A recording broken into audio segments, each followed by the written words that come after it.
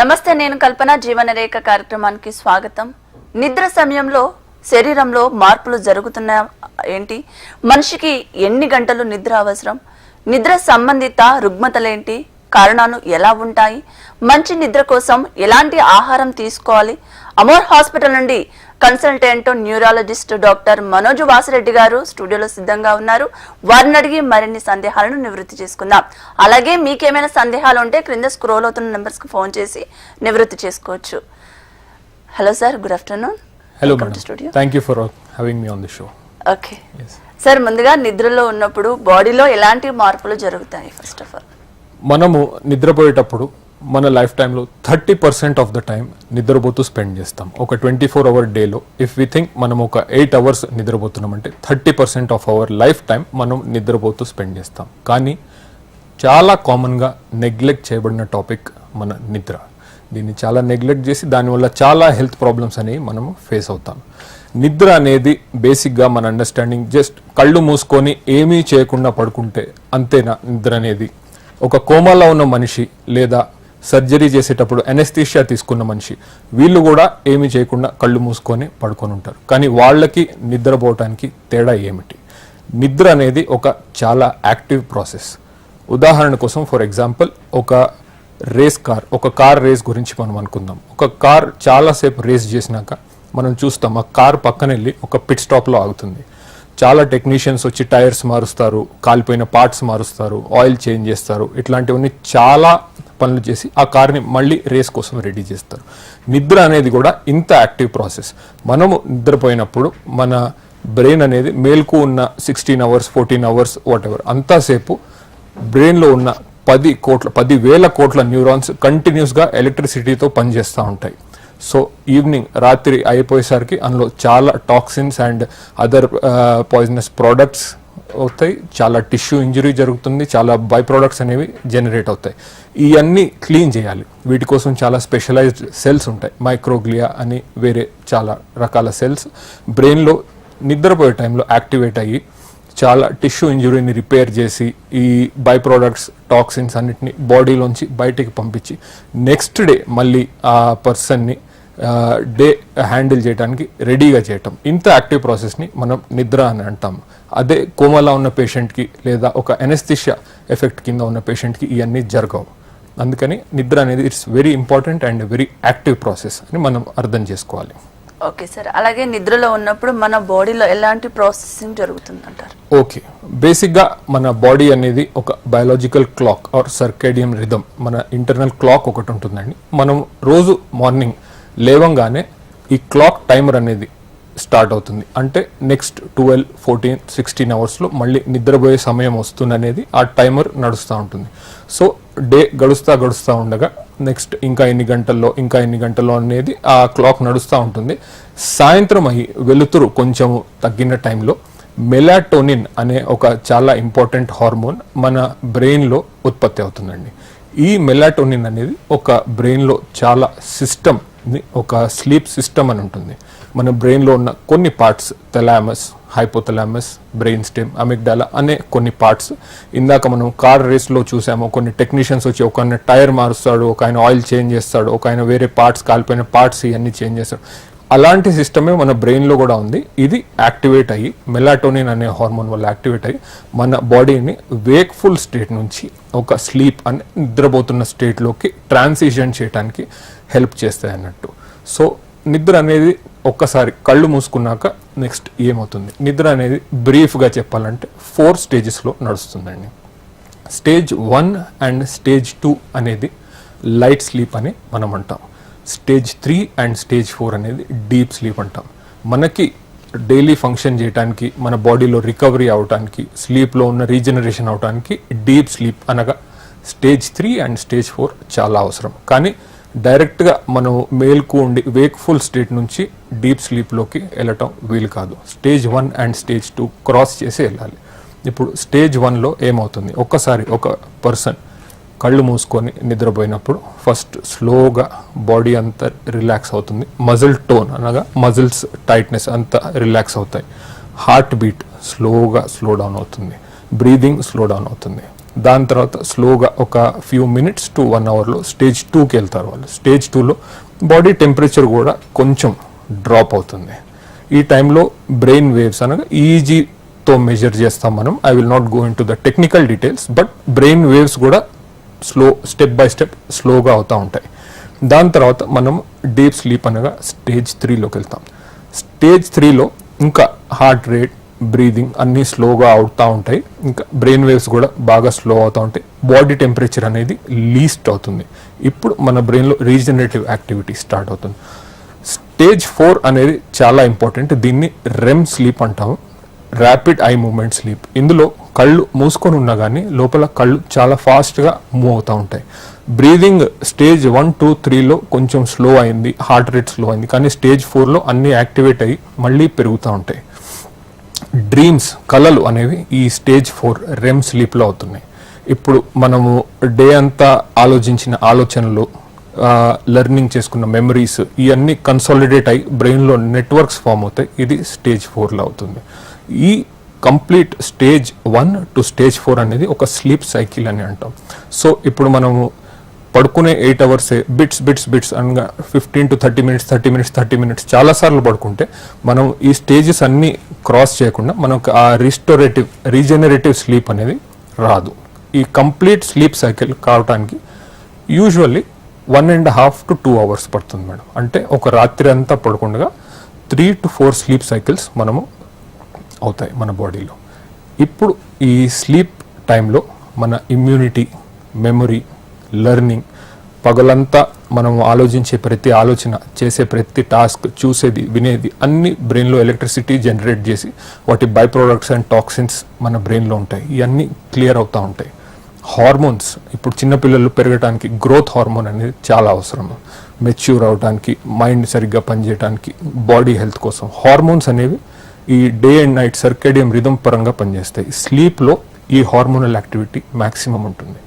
మన daily stress hormone cortisol అనేది మేల్కు ఉన్నంతసేపు మన బాడీలో పనిచేస్తూ ఉంటుంది. It will keep us ready to work, to fight, ఏదన్నా కానీ. నిద్రపోయినప్పుడు ఈ స్ట్రెస్ హార్మోన్ అనేది తగ్గుతుంది. సింపాథెటిక్ సిస్టమ్ అనగా మన బాడీని మేల్కు ఉన్నప్పుడు it will keep us ready for any dangers. నిద్రపోయినప్పుడు ఈ సిస్టమ్ కూడా కూల్ డౌన్ అవుతుంది. So it is a stress handling system of our body. నిద్రపోయినప్పుడు ఈ సిస్టమ్ కూల్ డౌన్ అవుతుంది. ఇది కంటిన్యూస్గా పనిచేస్తే దీనివల్ల మన బాడీలో చాలా రకాల హార్మ్ఫుల్ ఎఫెక్ట్స్ అవుతాయి. BP, sugar and various other disorders వీటి వల్ల మన బాడీలో వస్తూ ఉంటాయి. ఓకే డాక్టర్ గారు, మీతో మాట్లాడడానికి ఫస్ట్ కలర్ లైన్లో ఉన్నారు. మెదక్ నుండి పద్మారెడ్డి గారు. నమస్కారం అండి. నమస్కారం మేడం. ఎస్, మీ సమస్య ఏంటో నేరుగా డాక్టర్ గారితో మాట్లాడండి. సార్ నమస్కారం సార్. నమస్తే సార్, చెప్పండి సార్.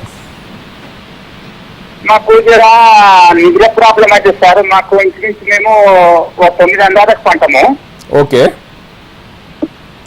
9 గంటలు అనుకుంటే మళ్ళీ మనకు 2 గంటలకు మేలుకు వచ్చినట్టయితే, కన్నాన్ని కూర్చుకుపోయినట్టయితే సార్.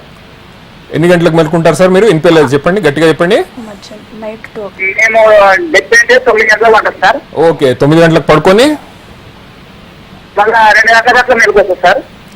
ఓకే, మీ వయసు ఎంత సార్? అక్కడ నుంచి సార్ మీ వయసు అండి? నాది 50 ఉంటుంది సార్. 60 ఏళ్ళు ఉంటాయి. బీపీ, షుగర్ అలాంటివి ఏమైనా ఉన్నాయండి మీకు? సార్ బీపీ లేదా షుగర్ లేదా ఇలాంటివి ఏమన్నా ఉన్నాయా? దేనికి మీరు ఏమి మందులు వేసుకోరు కదా సార్? బీపీ, షుగర్, ఇలాంటి వేటి కోసం కూడా మీరు రోజు ఎలాంటి మందులు వేసుకోరు కదండి? ఏమి వేసుకోము అసలు, ఏ మందు కూడా వేసుకోము, ఏ గోలు కూడా వేసుకోము. ఓకే, మీరు పడుకునే దగ్గర బాగా శబ్దం ఉంటుందా సార్? ఏం చేద్దాం, మంచిగా నిశ్శబ్దంగా పడతారు. సన్నగా ఫ్యాన్ పెట్టుకుని హాయిగా అనుకుంటాము. 2 గంటలకి మేలుకొస్తుంది. ఓకే, ఒకసారి మీరు ఎందుకు అవుతుంది అనేది ఫోన్లో డిస్కస్ చేసి చెప్పడం కొంచెం ఈజీ కాదు సార్. మీరు ఒక్కసారి మిమ్మల్ని చూసి ఎగ్జామిన్ చేయగలిగితే ఎందుకు ఇట్లా అవుతుంది అనేది మనం చెప్పగలుగుతాము. స్లీప్ స్టడీ అనే ఒక ½ అన్ అవర్ టెస్ట్ ఉంటుంది. మిమ్మల్ని పడుకోబెట్టి మీకు ఎందుకు ఇంత ఈజీగా మేలుకు వస్తుంది అనేది టెస్ట్ చేసి మీకు చెప్పి దానికి ఏమన్నా ఒకవేళ మెడిసిన్స్ ఏమన్నా కావాలంటే రాసి ఇవ్వడం జరుగుతుంది సార్ మీకు. ఓకే డాక్టర్ గారు, అసలు మనిషికి ఎన్ని గంటల నిద్ర అవసరం అంటారు? ఓకేనండి, మనిషికి ఇన్ని గంటలు అన్ని ఫిక్స్ చేయకుండా ఏజ్ వైజ్ చిన్న పిల్లలు ఉంటారు, చిన్న పిల్లలకి చాలా ఎక్కువ నిద్ర, ఎందుకంటే వాళ్ళ గ్రోత్ అండ్ వాళ్ళ యాక్టివిటీ ఎక్కువగా ఉంటుంది. సో ఇన్ దట్ సెన్స్ బేబీస్కి చూస్తే అరౌండ్ 12 to 16 12 నుంచి 16 గంటల నిద్ర కావాల్సింది ఉంటుందండి. అలా స్లోగా ఒక 3 ఏళ్ల వయసుకు వచ్చేసరికి ఒక 10 నుంచి 12 గంటల వరకు వాళ్ళకి నిద్ర అవసరం ఉంటుంది. ఇంకా it is a growing age. అలా ఒక 18 ఏళ్ల వరకు వచ్చే వరకు 10 to 12. ఇంకా అడల్ట్స్కి 18 ఏళ్ల పైన 7 to 9 hours sleep, continuous night time sleep, undisturbed sleep అనేది అవసరం ఉంటుందండి. ఓకే, అలాగే డాక్టర్ గారు, నిద్ర రాకపోవటానికి ప్రధాన కారణాలు ఏంటంటారు? ఎలా హ్యాండిల్ చేసుకోవాలంటారు? సామాన్యంగా నిద్ర రాకపోవడానికి కొన్ని మనము కంట్రోల్ చేయగలిగే కారణాలు, కొన్ని మన చేతిలో కంట్రోల్లో లేని కారణాలు ఉంటాయి. కంట్రోల్ చేయగలిగే కారణాల్లో ఎలాంటివి? మన ఆలోచనలు, work, life style, stress, anxiety, ఇలాంటివి మనం కొంచెం ఎఫర్ట్ పెడితే ఇలాంటి కారణాలని మనం ఈజీగా కంట్రోల్ చేయొచ్చు. ఫ్రీక్వెంట్గా ట్రావెల్ అయ్యే వాళ్ళు, టైమ్ జోన్స్ అనేది మారుతూ ఉండే వాళ్ళకి వాళ్ళ బయాలజికల్ క్లాక్ కన్ఫ్యూజ్ అయిపోతూ ఉంటుంది. వాళ్ళకి ఫ్రీక్వెంట్గా జెట్ ల్యాగ్ అనేది, కొత్త ప్రదేశానికి అలవాటు పడటానికి టైం పడుతూ ఉంటుంది. వీళ్ళకి కూడా స్లీప్ వేక్ సైకిల్ బాగా డిస్టర్బ్ అయి ఉంటుంది. థర్డ్ థింగ్ ఏంటంటే, మనము నిద్రపోయే ముందు తినబోయే మీల్, డిన్నర్ ఏదైతే ఉందో చాలా హెవీ మీల్ తీసుకొని చాలా స్పైసీ ఫుడ్ తీసుకునే వాళ్ళకి నిద్ర సులభంగా రాదు. ఇంకొకటి ఎక్సర్సైజ్, కంప్లీట్గా ఫిజికల్ యాక్టివిటీ లేని వాళ్ళకి సులభంగా నిద్ర రావటం కొంచెం కష్టంగా ఉంటుంది. ఇంకా స్లీప్, ఈజీగా స్లీప్ని డిస్టర్బ్ చేసేలాంటి ఫుడ్స్, ఇంకా ఫిజికల్ యాక్టివిటీ లేకపోవటం వల్ల. ఇంకా నెక్స్ట్ వస్తే మనము కంట్రోల్ చేయలేని కారణాలు, ఇప్పుడు కొన్ని మెడికల్ డిజార్డర్స్ ఉంటాయండి. కొన్ని మెడికల్ డిజార్డర్స్ గ్యాస్ట్రోఇసోఫేజియల్ రిఫ్లక్స్, అంటే వాళ్ళు పడుకోగానే కడుపులో ఉన్న యాసిడిటీ వాళ్ళకి నోట్లోకి వస్తూ ఉంటుంది, వాళ్ళకి నిద్రపోవటానికి కష్టంగా ఉంటుంది. ఇంకొకటి కొన్ని పెయిన్ఫుల్ డిజార్డర్స్, ఇప్పుడు క్యాన్సర్తో బాధపడుతున్న పేషెంట్స్ ఉంటారు, వాళ్ళకి నైట్ టైం చాలా సివియర్ పెయిన్ ఉంటుంది, వాళ్ళకి స్లీప్ డిస్టర్బ్డ్గా ఉంటుంది. హైపోథైరాయిడిజం, డయాబెటీస్, ఇలా ఉన్న వాళ్ళకి కూడా కొంచెము నిద్ర రావటం కొంచెం కష్టంగా ఉంటుంది. అలాగే ఆర్థరైటిస్ అండ్ డయాబెటీస్ వల్ల నరాలు పాడే డయాబెటిక్ న్యూరోపతి అంటాం, వాళ్ళకి పాదాల్లో చాలా మంటలుగా ఉంటాయి. ఇంకా కొన్ని memory related problems, Alzheimer's, Parkinson disease, ఇలాంటి వ్యాధులు ఉన్న వాళ్ళకి నిద్ర రావటం కష్టంగా ఉంటుంది. వ్యాధులే కాకుండా మెడిసిన్స్, ఇప్పుడు ఆస్తమాకి కొన్ని మెడిసిన్స్ తీసుకుంటారు, అవి చాలా బ్రెయిన్ని స్టిమ్యులేట్ చేసే మెడిసిన్స్, అవి నైట్ టైం తీసుకొని నిద్రపోవాలని ట్రై చేసే వాళ్ళకి చాలా కష్టంగా ఉంటుంది. కొన్ని రకాల పెయిన్ మెడిసిన్స్, మనం జలుబు అయినా దగ్గు అయినా వచ్చినప్పుడు కొన్ని రకాల బామ్స్ యూజ్ చేస్తాం, వాటికి చాలా స్ట్రాంగ్ స్మెల్ ఉంటుంది, అందులో క్యాంఫర్, యూకలిప్టస్ ఆయిల్ ఇలాంటి స్టిమ్యులెంట్స్ ఉంటాయి. అది మన బ్రెత్ని చాలా క్లియర్ చేస్తుంది, కానీ అలాంటి సమయంలో మన నిద్ర రాకపోకుండా చూస్తున్నాయి. ఇలాంటివి వాడే వాళ్ళకి it will be very difficult to get sleep madam. Okay, మరో కాలర్ ఉన్నారు సార్, శ్రీనివాసరావు విశాఖపట్నం నుంచి. నమస్కారం అండి. డాక్టర్ గారితో మాట్లాడండి. నమస్తే డాక్టర్ గారు. నమస్తే సార్, చెప్పండి సార్. Good afternoon sir. నాకు 2 years నుంచి నిద్ర నైట్ అనేది కంటిన్యూషన్ అసలు రావట్లేదు సార్. ఓకే ఓకే, మీ ఏజ్ సార్? నా ఏజ్ 48 సార్. నాది. ఓకే, ఏం చేస్తూ ఉంటారండి మీరు? నేను ఎలక్ట్రికల్ వర్క్ కాంట్రాక్ట్ లో చేస్తూ ఉంటాను సార్. ఓకే, ఫ్రీక్వెంట్ గా నైట్ టైం మీకు వర్క్ ఉంటా ఉంటుందండి? సార్ నాకు ఒక యాక్సిడెంట్ అయ్యింది, ఇప్పోకోన్ రీప్లేస్ చేశారు నాకు. ఓకే, అప్పటి నుంచి వర్క్ ఏమి నేను చేయట్లేదు, ఇంట్లోనే రెస్ట్ తీసుకుంటాను, ఏవో ఉంటే చిన్న చిన్న పనులు చూసుకొని వస్తానంటే. ఓకే ఓకే, నాకు బీపీ ఉంది, టెల్మా 40 అనే ఒక టాబ్లెట్ వాడతాను మా ఎర్లీ టిఫిన్ అయిన తర్వాత. ఓకే, షుగర్ అయితే నాకు 1 year బ్యాక్ చెక్ చేయించుకున్నాను, ఏమీ లేదు. ఓకే. నైట్ ఏంటంటే నాకు నైట్ తెల్లవారులు తొలిగేసి అంటే 5 o'clock వరకు అలా ఉండిపోతానండి. ఆఫ్టర్ 5, 6 అయ్యేటప్పుడు నిద్ర వస్తుంది, ఎక్కడికైనా వెళ్ళాలంటే వెళ్ళలేకపోతున్నాను, మళ్ళీ 12 గంటల వరకు లేవలేకపోతున్నాను. విపరీతమైన ఈ కళ్ళు మంట, తర్వాత నిద్ర సరిపోదు, తర్వాత నిలబడితే పడిపోతూ ఉన్నట్టు ఫీలింగ్ వస్తుంది. ఓకే ఓకే సార్, రాత్రి మీరు ఎంత ప్రయత్నించినా కానీ మీకు నిద్ర రాదంటున్నారు, కానీ పగలపూట చాలా ఎక్కువ నిద్ర వస్తుంది అంటున్నారు, అలానే కదండి? ఎక్కువ నిద్ర వచ్చేస్తుంది. తర్వాత రెండోది ఏంటంటే ఏ బుక్స్ చదువుతానండి, ఆ బుక్స్ చదివినా సరే నిద్ర రాదు, టీవీ చూస్తానే నిద్ర రాదు, అసలు సౌండ్ అనేది ఉండదు సార్. పీస్ఫుల్ గా ఉంటుంది సార్ నా రూమ్ అంతా కూడా. బేసిక్ గా మీ షెడ్యూల్ ఎలా ఉంటుంది సార్? పగలు లేసి ఎక్కడికన్నా వెళ్తారా మీరు ఇంటి బయటికి? పని చేయకపోయినా కానీ ఏదన్నా ఇంటి బయటికి వెళ్ళి కొంచెం ఏదన్నా మిమ్మల్ని మీరు ఆక్యుపై చేసుకోవడానికి ఏమన్నా చేయగలిగే పాసిబిలిటీ ఉంటుందండి? మార్నింగ్ నిద్ర లేకపోయినా మాక్సిమం ఇంచుమించుగా 1 కిలోమీటర్ నడవడానికి ట్రై చేస్తాను సార్ నేను. Okay okay. ఇప్పుడు మీకు సర్జరీ అయిందన్నారు కాబట్టి మీరు నడిచి ఎక్సర్సైజ్ చేయటం అనేది కొంచెం కష్టంగానే ఉంటుంది. బట్ అలా కాకుండా ఏదన్నా అదర్ ఫార్మ్స్ ఆఫ్ ఎక్సర్సైజ్ కూర్చొని చేయగలిగేది, ఇంకా కొంచెం మీరు నడవకుండా మీరు సర్జికల్ పార్ట్ మీద స్ట్రెయిన్ పడకుండా చేయగలిగే ఎక్సర్సైజ్ మీరు 30 to 60 మినిట్స్ ఒకవేళ సేమ్ టైం డైలీ ఒక షెడ్యూల్ పరంగా చేయగలిగితే మీకు దానివల్ల చాలా బెనిఫిట్ ఉంటుంది సార్. ఒక రోజు మీరు ట్రై చేసి పగలు అంతా లేకపోతే ఒక 2 రోజులైనా పగలంతా పడుకోకుండా కొంచెం ఏదన్నా మినిమల్ ఎక్సర్సైజ్ చేసి రాత్రి మీరు పడుకునేటట్టు ట్రై చేస్తే ఐ థింక్ మీ ప్రాబ్లంకి కొంచెం సొల్యూషన్ వచ్చేలాగా ఉంది మేడం. ఉంది సార్. ఓకే సార్, మీరు ఇంతకు ముందు ఆస్తమా గురించి అన్నారు. Yes. సో ఆస్తమా ఉన్న వాళ్ళకి నైట్ టైంలో నిద్ర పట్టకపోవడం అనేది కొంతవరకు చూస్తుంటాం. సో అలాంటి వారి ఎలా చేస్తే మంచిది అంటారు? ఇప్పుడు ఉన్న కొన్ని లేటెస్ట్ మెడిసిన్స్ వల్ల ఈ ప్రాబ్లమ్ని మనం ఈజీగా హ్యాండిల్ చేయొచ్చు మేడం. వాళ్ళు ఇన్హేల్డ్ మెడిసిన్స్ తీసుకుంటే ఇన్హేలర్స్ వల్ల బాడీలో ఫుల్గా అన్ని టిష్యూస్కి ఆ మెడిసిన్ అనేది స్ప్రెడ్ కాకుండా ఒట్టి ఎయిర్వేస్ అండ్ లంగ్స్ దాకా ఆ మెడిసిన్ వెళ్తుంది. ఇలా మేనేజ్ చేసి వాళ్ళు చాలా బెనిఫిట్ పొందొచ్చు ఈ మెడిసిన్స్ వల్ల. ఇంకొక ఇంపార్టెంట్ విషయం, మనము లైఫ్ స్టైల్ చేంజెస్. ఇప్పుడున్న కామన్ ప్రాబ్లమ్ స్లీప్ రాకపోవడానికి life style changes. Sleep scheduling అనేది అంటే డైలీ సేమ్ టైంకి పడుకొని సేమ్ టైంకి లేవటం, ఇంక్లూడింగ్ హాలిడేస్ అండ్ వీకెండ్స్, ఇది చాలా ప్రాక్టీస్ చేయాలి. Daily 30 to 60 minutes of some physical activity ఒకవేళ చేయగలిగితే అది మనకి చాలా బెనిఫిట్ ఉంటుంది.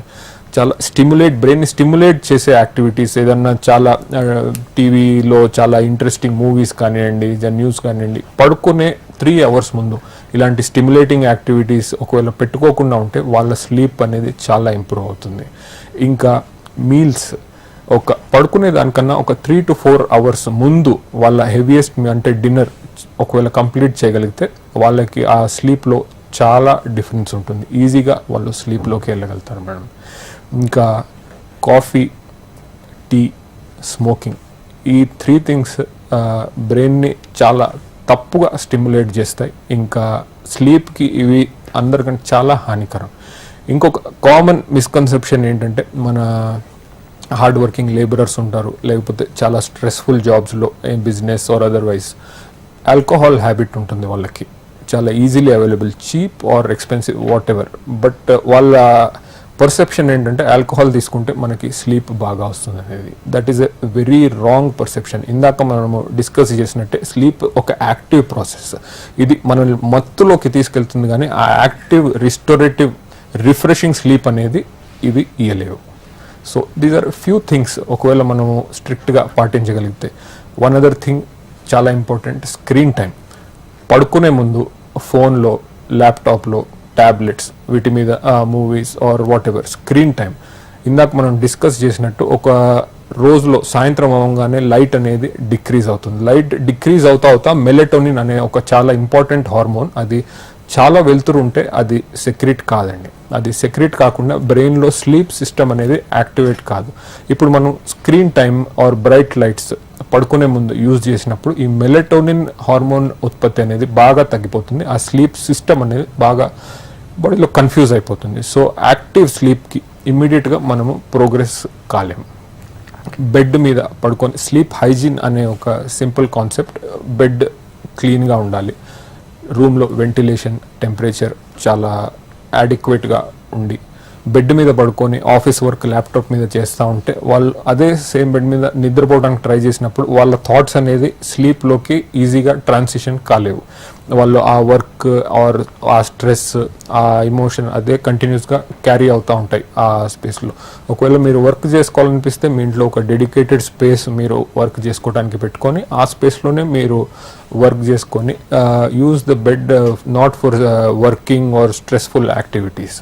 ఈ బేసిక్ స్లీప్ హైజీన్, చాలా డిమ్ లైటింగ్ ఇట్లాంటివి యూజ్ చేయగలిగితే మీరు మీ స్లీప్ చాలా ఇంప్రూవ్ చేసుకోగలుగుతారు. These are common problems and simple solutions for sleep.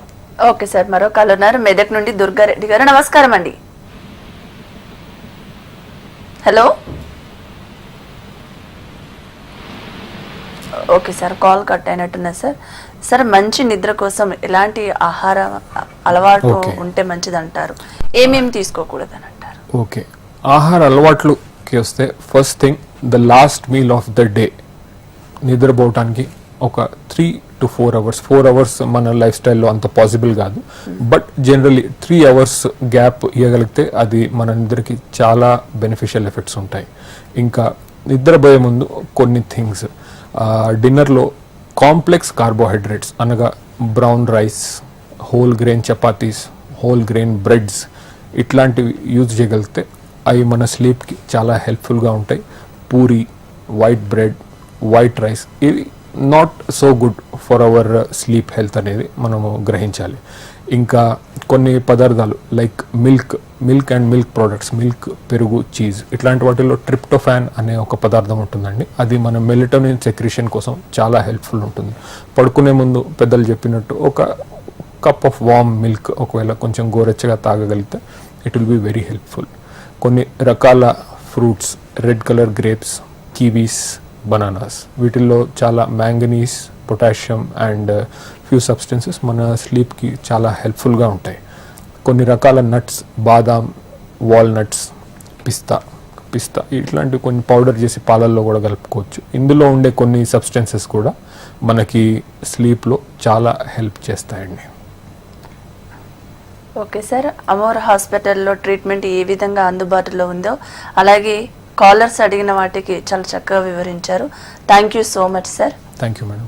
Thank you. So చూసారు కదండి, ఇది వాటి జీవనరేఖ కార్యక్రమం. నమస్తే.